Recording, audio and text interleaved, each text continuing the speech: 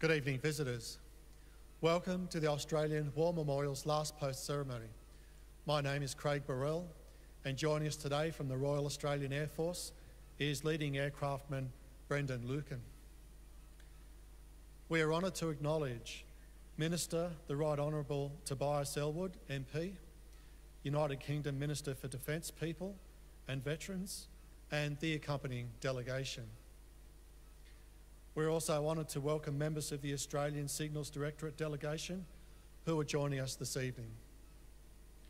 We welcome the veterans who have served, those that are still serving, and the families that support them. This evening, we would particularly like to welcome the Jervis-based sub-branch of the Vietnam Veterans Association of Australia. We acknowledge the members of RSL and Services Clubs Association, RSL Victoria and RSL Queensland, who are watching the broadcast of this ceremony across Australia. During this evening's ceremony, wreaths will be laid at the base of the Pool of Reflection by visitors and students on behalf of the following schools. From New South Wales, Pittwater House Grammar School, Collaroy, Maitland Public School, Maitland, and Cardiff North Public School, Cardiff, and from South Australia, St Raphael's Primary School, Parkside. Please stand and join in singing the National Anthem.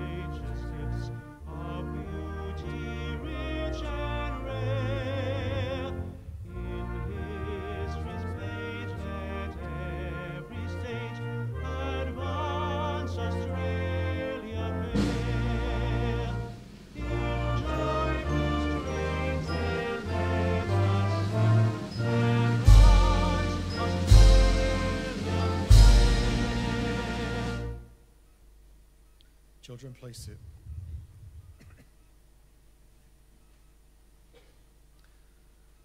The Australian War Memorial was the vision of Charles Bean, Australia's First World War official historian. Bean landed with the Australian troops on Gallipoli and stayed with them at the front through to the end of the war. The idea of this national memorial and museum came to him at Pozières in the depths of the bloody fighting of 1916. Bean's idea was that this would be a place where families and friends could mourn their loved ones buried in faraway places. It would also be a place that could help all Australians understand what these men and women had endured and what they had done for us. Bean's vision, to which we remain true, is best expressed as inscribed in the entrance to the memorial's galleries. Here is their spirit, in the heart of the land they loved, and here we guard the record which they themselves made.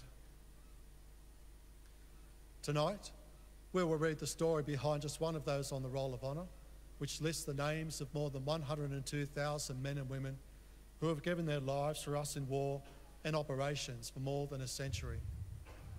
But first, we present a lament, Flowers of the Forest. Wreaths or floral tributes will now be laid at the base of the Pool of Reflection.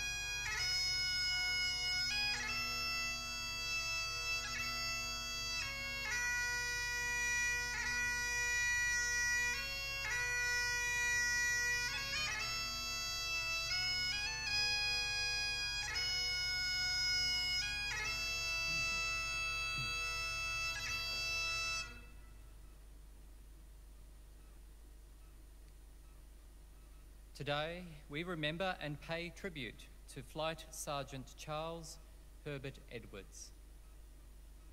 Born in Gympie, Queensland, on the 22nd of June 1921, Edwards was the son of James and Edith Edwards. Growing up, Edwards attended 2 Mile State School in Gympie, followed by Gympie Intermediate School, then Gympie High School. He was a keen sportsman, excelling at tennis. After finishing his schooling, Edwards was employed as a clerk in the Brisbane office of the Federal Commissioner of Taxation. He also served in the 5th Light Horse Regiment of the Militia. On Anzac Day, the 25th of April 1942, Edwards enlisted in the Royal Australian Air Force. Following his enlistment in the RAAF, Edwards began training as a navigator. After initial training in Australia, Edwards embarked in Sydney for overseas service in May 1943. As part of the Empire training scheme, he was one of almost 27,500 RAAF pilots, navigators, wireless operators, gunners, and engineers who throughout the course of the war joined Royal Air Force squadrons or Australian squadrons based in Britain. Once in Britain, Edwards undertook further specialist training before he was posted on the 13th of July 1944 to No. 9 Squadron, Royal Air Force. As part of the RAF's Bomber Command, No. 9 Squadron was equipped with 4-engine Avro Lancaster heavy bombers. On the 13th of August, the Lancaster, in which Edwards was navigator, was shot down by flak. They were on a daylight mission to bomb the U-boat pens and shipping in the harbour at Brest on the western coast of France. Other crews reported that the Lancaster had a wingtip shot off.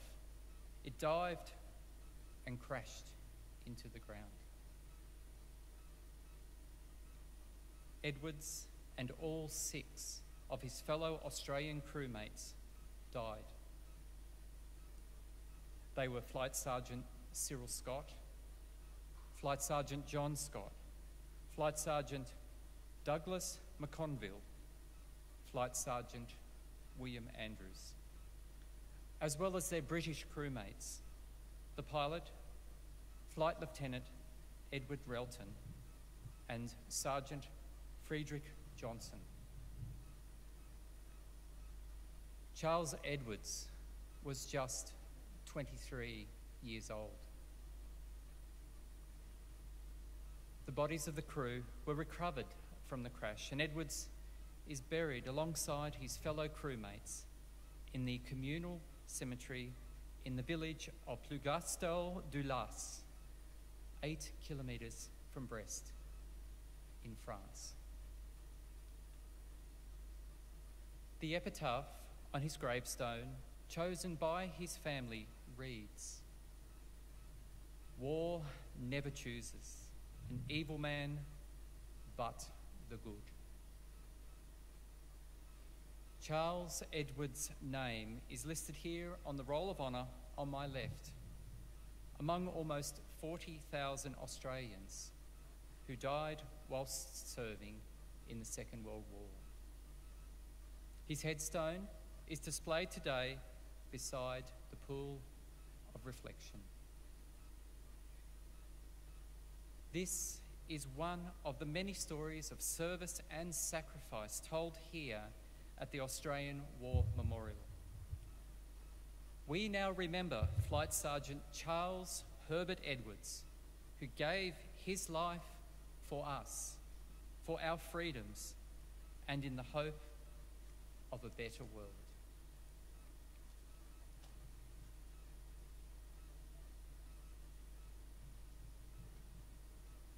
Please stand for the ode and the sounding of the last post.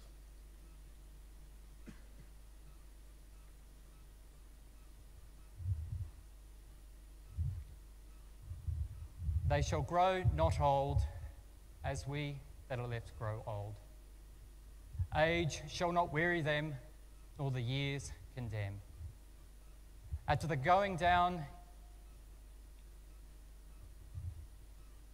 of the sun and in the morning, we will remember them.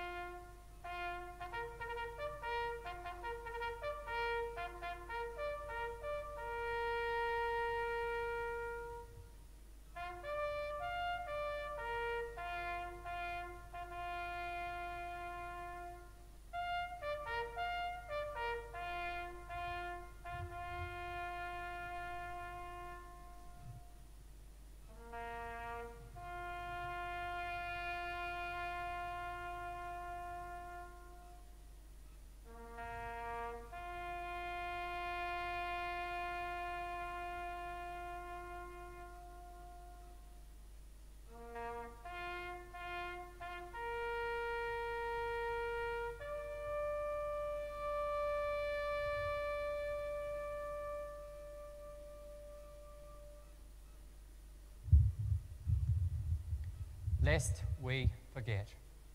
Lest we forget.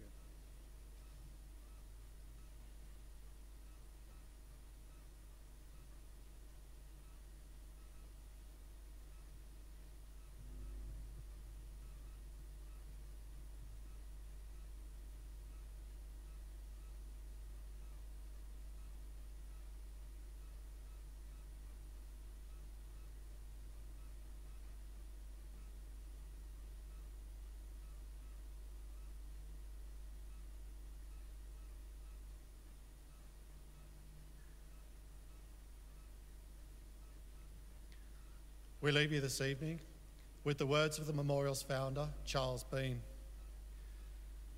Many a man lying out there at Pozieres or in the low scrub at Gallipoli with his poor, tired senses barely working through the fever of his brain has thought in his last moments, well, it's over. But in Australia, they will be proud of this. Ladies and gentlemen, girls and boys, that concludes the last post ceremony. We thank you for visiting the Australian War Memorial and we wish you all a very good evening.